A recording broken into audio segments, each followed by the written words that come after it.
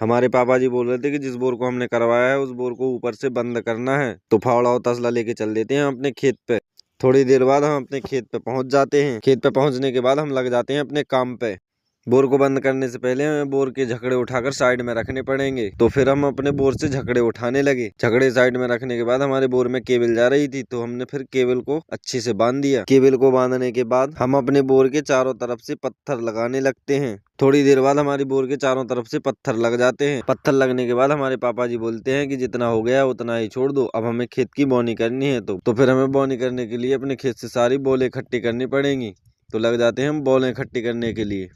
तो धीरे धीरे हम अपनी सारी बोलें इकट्ठी कर लेते हैं। तो बोलें इकट्ठी करने के बाद हमें अपने घर पे बीज उठाने जाना था, तो गाड़ी को उठा के चल देते हैं अपने घर पे बीज उठाने के लिए। तो थोड़ी देर बाद हम अपने घर पहुंच जाते हैं। तो बीज की बोरी उठाने के लिए हमें एक आदमी की जरूरत थी। फिर हमने बाहर देखा तो बाहर कोई भी नहीं था। तो जैसे तैसे करके हमने बोरी अपनी गाड़ी पे रख ली। फिर थोड़ी देर बाद हम अपने खेत पे पहुंच जाते हैं। खेत पे जाके पापा बीज छिटकने लगते हैं। बीज छिटकने के बाद हो जाती है हमारे खेत की बोनी। धन्यवाद।